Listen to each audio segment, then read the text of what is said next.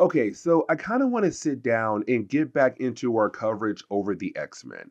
And we're going to pick up with a mini series for today. And that mini series is going to be the Rogue mini series. Now, before we actually dive into the storyline, I kind of want to have a quick sit down and talk about the X-Men in the 1990s. And here's the reason why. Because by 1991, you had Marvel realize that they had something special here when it came to the X-Men. Here's the reason why. Because by 1991, they already had a few X books out there already, but for Marvel, it was like, hey, these books are selling. Let's go ahead and push out more books. And so by 1994, 95, you had all these different ongoing series. You had X-Men, Uncanny X-Men, X-Factor, X-Force, Excalibur, X-Men Unlimited. You have solo books as well, Cable, Wolverine. But at the same time for Marvel, they weren't done yet. They wanted even more. And that kind of led into the whole idea of the miniseries. The miniseries were kind of used as a way to focus on different characters in the world of X-Men comics. And we already covered a few of them. You had X Factor, Spider Man, Shadow Games. You had Deadpool, he had two of them actually. And you also had Sabretooth and Gambit. And so, with all those different miniseries being out there, Marvel realized they could do even more. And this leads into the Rogue miniseries, which is basically them saying, like, we know that you guys love the idea of this character. So let's go ahead and give you a miniseries that can be used to focus on her. Now, real quick, this miniseries is also a sequel to the Gambit miniseries. And you'll see what I mean as we go through today's storyline.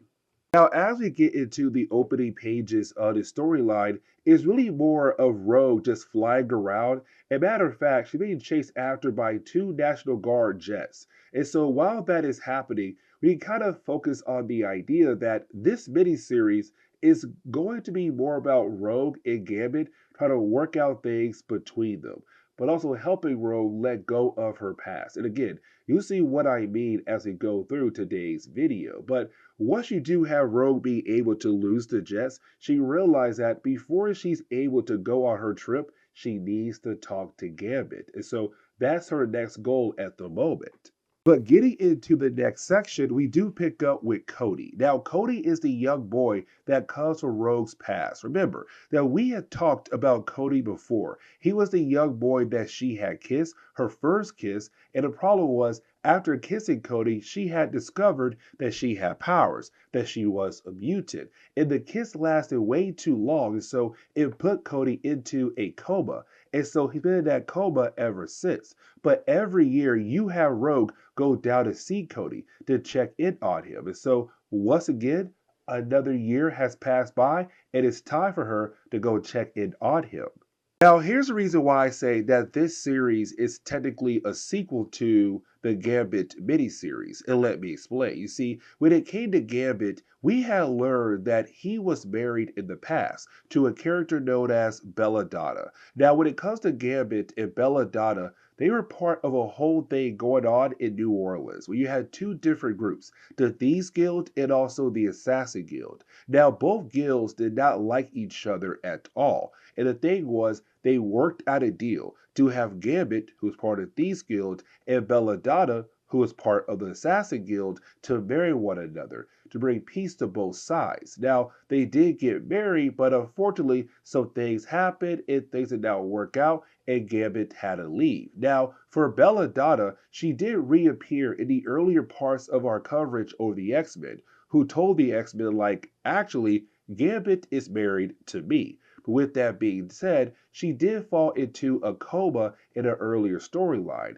And so while you had Rogue watching over her while she was in that coma, you had Rogue touch her on accident, where you had Rogue be able to absorb a huge chunk of her memories. And so when you had Belladonna wake out of that coma, she had forgotten a lot of different things. But she does know one thing, that Rogue is responsible for her not being able to remember all the things that she had forgotten about.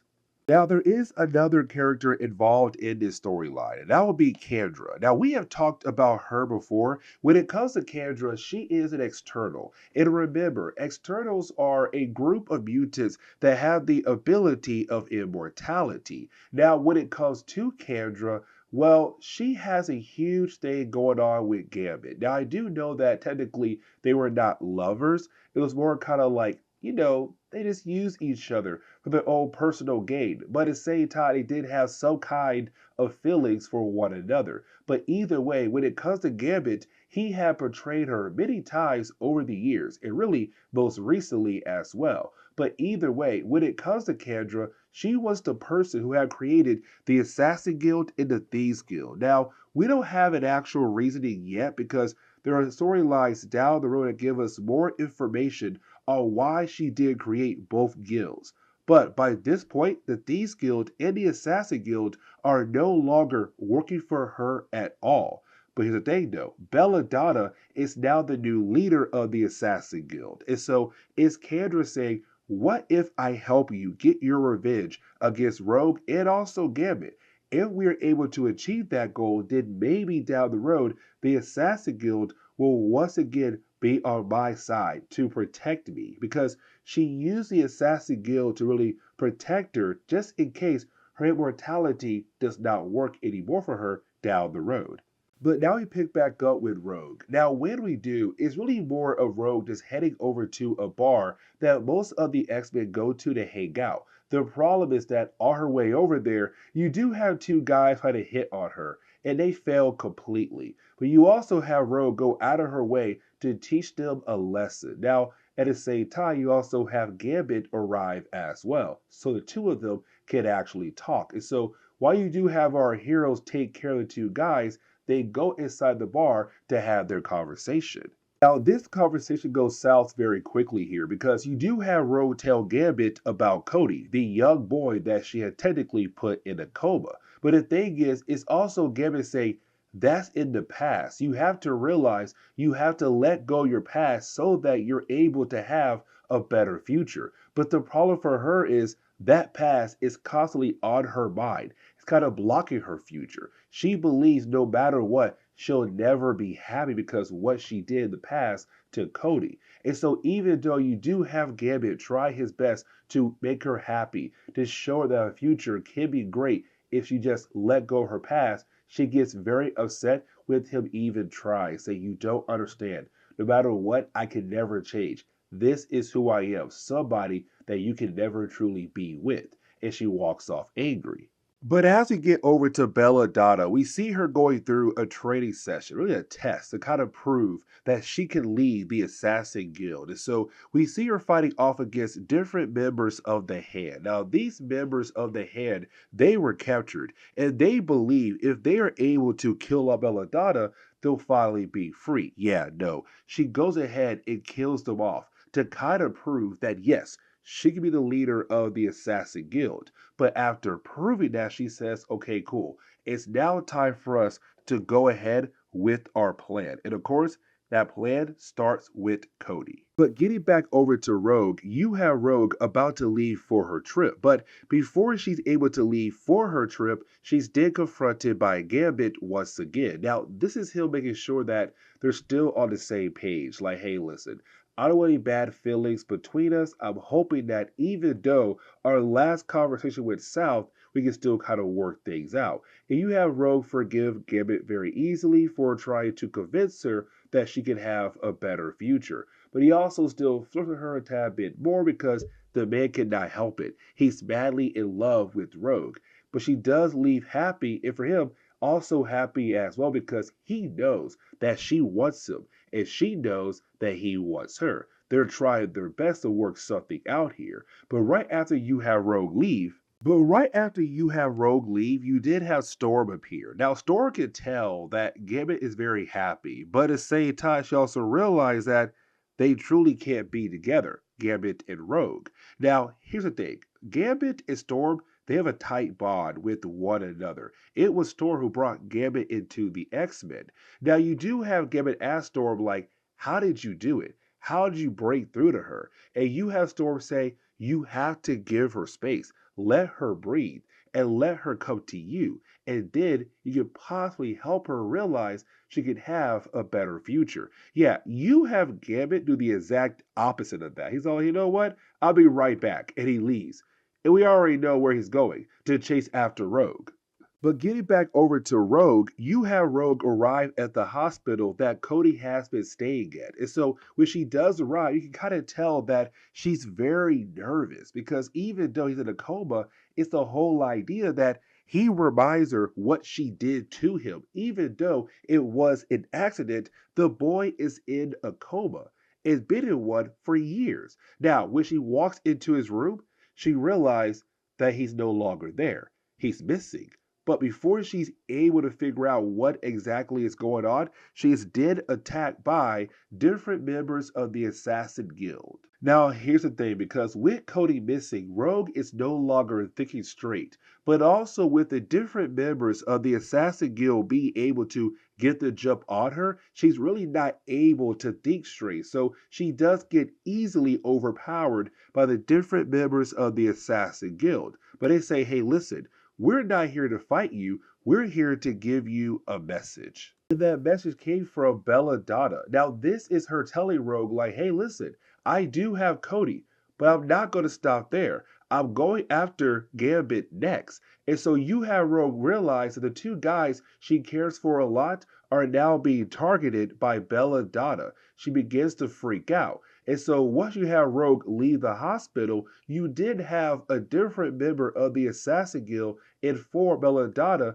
that Gambit is also moving as well. They already were watching him, and they're trying their best to get him next. But as we get into the second chapter, we now pick up with a character known as Tanti Maddie Baptiste, and I really hope I pronounced that name correctly. But for Tanti, she's kind of like a healer, thanks to voodoo and other kind of magical ways. But either way, we see her with Cody and trying her best to keep him alive. But she knows that somebody like Cody needs to be at the hospital. But you have Belladonna tell her no. There's no way they're going to take Cody back over to the hospital. They need him as a way to get to Rogue. And speaking of Rogue, we see her trying her best to figure out how in the world is she going to be able to find Belladonna, the Assassin Guild, and also find Cody. But she realized that she's still somewhat injured from an earlier battle. So you have Rogue realize she needs some time to rest. So you have Rogue crash into the ground nearby a body of water. Except when she does that, she's then confronted by this water spirit. But really, this water spirit is actually Tanti. It's Tanti coming to Rogue as this water spirit, telling her like, hey, listen, I'm here with Cody, and I'm doing my best I can right now to keep him alive. But at the same time, you need to worry about Gambit as well. Because for Belladonna, she's going after Gambit as well. She's not right in the mind. And so it's Tanti telling Rogue, hey, listen, for now, don't worry about Cody. For now, I need you to find Gambit because he's in serious danger because the Assassin Guild is on their way over to him to possibly kill him. So girl, go save your man. And really, we jump back over to Belladonna, and you have Belladonna meeting up with Kendra. Now, for the two characters, it's still right now still kind of working out a deal. And really, the deal has already been struck because you have Belladonna inform Kendra that her assassins are going after Gambit, and sooner or later he should be delivered over to Kendra so that she's then able to get revenge against Gambit. Now, it also Kendra saying like, listen, once we get rid of Gambit and also Rogue, the Assassin Guild will once again be on the side of Kendra. The Thieves Guild will no longer be a concern for her at all. She'll take care of them down the road. And so it's two of them kind of coming together to hopefully defeat Rogue and Gambit in the later chapters of the storyline. But when it comes to Gambit, he's right now trying to find Rogue. Now, you do have Gambit be confronted by two ladies who are just trying to figure out where to go for fun in the nearby area. And you have Gambit being able to kind of show them where to go, but also it's him being that Good old flirt-like character he is. But while you have Gambit trying to give directions and also flirt with the ladies, you didn't have Gambit realize he's no longer alone in this area besides him and the ladies. That somebody is trying their best to sneak up on him. And that is when you do have the Assassin Guild try to attack Gambit. Now, unfortunately, it does seem like he might lose this battle. He is easily outnumbered. There's no way he could possibly win here. But luckily for Gambit, Rogue does appear in time. So you do have Rogue be able to help out Gambit to fight against the forces of the Assassin Guild. Now, honestly, with the two of them working together, this battle does not last as long as you think it would. But either way, once you do have our heroes be able to go ahead and get rid of the Assassin Guild, they are then confronted by one particular member of the Assassin Guild. And really, this one particular member is just there to kind of say, like, hey, listen, we're not done with you guys just yet. We will continue to come after you and Gambit Rogue. So sooner or later, you guys are going to lose the battle against the Assassin Guild. But over in New Orleans, you have Belladonna realize that somebody had to warn Gambit and Rogue, like, hey, the Assassin Guild is going after Gambit next. And so you have Belladonna go confront Tanti. She's all like, I know that you told them, or told Rogue at least, that we were coming. So it's Belladonna keeping a closer eye on Tanti because, again, she might betray them down the road possibly to help out Rogue and Gambit. But getting back over to Rogue and Gambit, you have Rogue inform Gambit that Belladonna, his ex-wife, unfortunately has Cody at the moment. Now, this is not Rogue telling Gambit why she's coming after her, like why Belladonna is going after Rogue.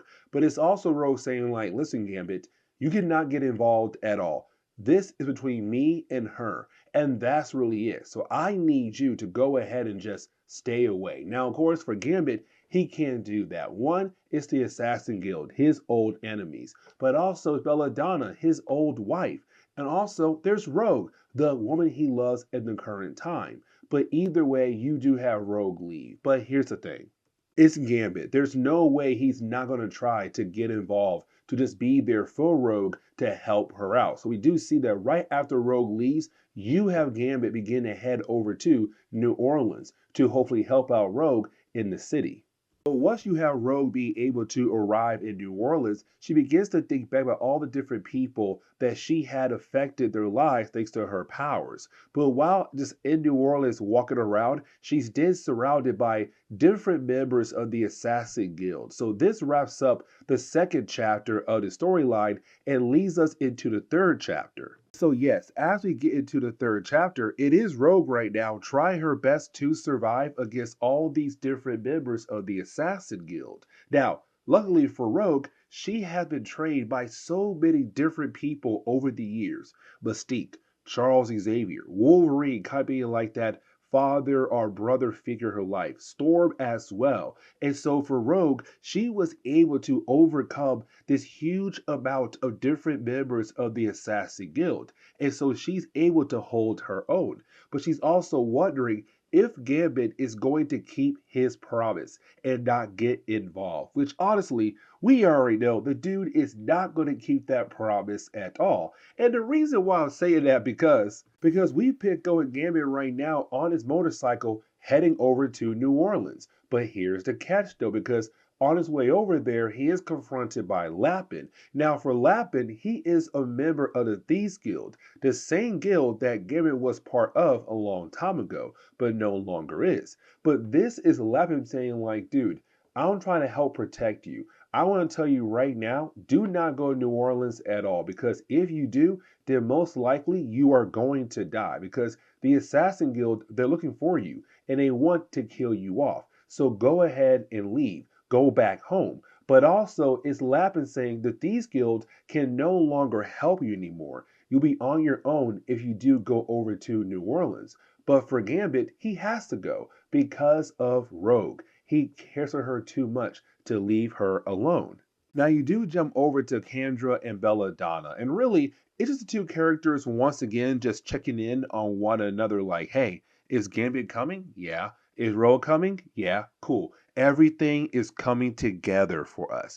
This is great. Sooner or later, we'll be able to finally get back at them for what they have done to us. And so while everything is going on, you still have Rogue just fighting against the different members of the Assassin Guild. And it's kind of cool because you do have Rogue just being able to take down each and every one of them with a single blow. Like, bam, you're done. Bam, you're done. Bam, you're done. It's like, dang, Rogue, you're trying your best to get over to Cody, and that is great. But the problem is, though, when we get back over to Gambit, he didn't take that warning to heart, it seemed like, because as soon as he arrives in New Orleans, just like that, you have Gambit get captured by one of the members of the Assassin Guild. So for Rogue, she now has another problem on her hands. It's just that she has no idea about it yet.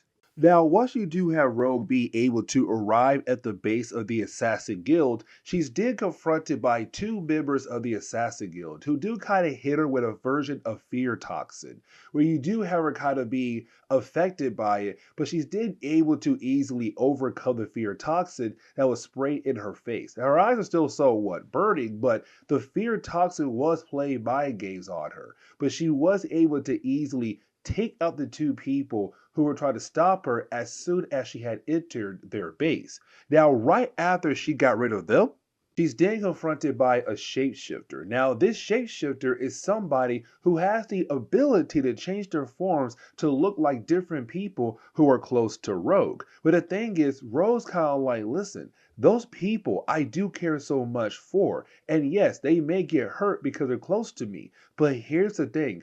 Do not use the forms of the people I care about, like Gambit or Miss Marvel, Carol Danvers. And so you have Rogue being able to easily take down this member of the Assassin Guild. But right after that battle, you did have Rogue be confronted by Kendra. Now, for Rogue, this is her now realizing that Kendra and Belladonna are working together. But here comes the big catch for Rogue, because you had Kendra show Rogue that she has Gambit, she has Cody, and she also has Tent as well. And so for Rogue, she realized that all three people who she cared for are currently prisoners of Kendra and Belladonna. And you did have Belladonna appear. Now, for Belladonna, she wants to fight against Rogue. And so it's like, okay, cool. Let's go ahead and see who is going to win. But for Kendra, she said no. I want to make sure that this battle is actually a fair battle. So you have Kendra go out of her way to use her powers to shut down the powers of Rogue and also Belladonna for a short period of time to make the match an even battle. But the problem is that for Belladonna, she was trained to be an assassin. And so at first, it does seem like, okay, cool. Both ladies are equally matched to one another. But you did have Belladonna be able to pull a blade out and stab Rogue in the shoulder.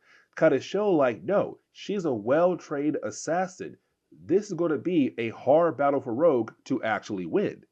And all of this leads into the final chapter where you have Rogue kind of realize that there is a possibility that maybe she's not really able to take on Belladonna. So is Rogue right now trying to get away the quickest she can because she needs a new strategy to hopefully defeat Belladonna, but to save the lives of Cody, Tanti, sorry, and also Gambit. Now, for Belladonna, she's kind of confused here because she wants to know why is Kendra going out of her way to make things hard for both her and also Rogue. Why not go ahead and shut down the powers of Rogue to make things easy for Belladonna? And you have Kendra say, because I can. Like, yes, we're allies, but technically I'm still in charge here. Like, technically you work for me here. So go out there, kill Rogue while I stay here and try to kill off Gambit. Because here's the thing. The Assassin Guild is still mine to use, mine to control, because I created the Assassin Guild for my own personal needs. So telling you right now, even if you are not really able to take her down, sooner or later, I am going to regain control of the Assassin Guild. But also to realize, I'm an external, so I am not going to die. You will. I will literally watch you turn to dust, and I'll still look exactly like this. While you have those two ladies trying to talk to one another, you have Rogue being able to bandage up her wound. But after doing that, it's Rogue saying, like, okay, you know what? It's time for me to show these ladies who they're messing with. Like, yes, I may have lost my powers temporarily here, but the thing is, I am more than just this mutant with powers. I have different ways to take down different opponents. It's Rogue saying, let's go. It's A game time. If I see Belladonna again, I am going to win the battle very easily. So while you have Belladonna trying to chase after Rogue, you have Kendra trying to get revenge against Gambit. Now, it's also Gambit trying to use his words to buy him some time because he realized, one, that Cody needs help, but also trying to keep Kendra talking so that he'll have enough time to be able to pick the lock on his restraints to hopefully break free, to hopefully take down Kendra, and also help out Rogue with Belladonna.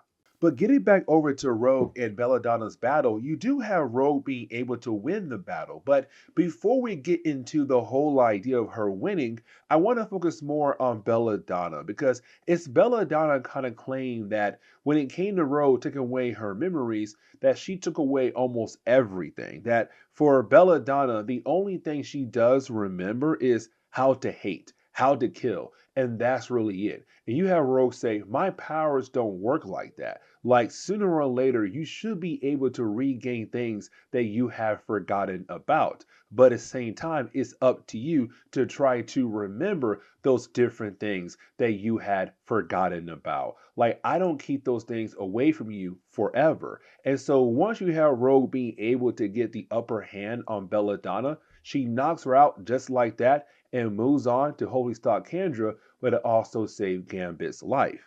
But getting back over to Gambit and also Kendra, you do have Gambit being able to break free. Now, when he does, it kind of seemed like maybe, just maybe, he'll have the chance to get a jump on her. But the problem is she was able to use her abilities to stop him right in his tracks. Now, for Gambit, he begins to call her a creature with no soul because the way she uses people around her. But she says, you can't talk though, Gambit. Like, look at you, my dude. You are somebody who's a thief, who has stolen from people who actually care for you, who thought that you cared for them. Like, you cannot talk at all. But why have the two characters talking to one another? Rogue does appear.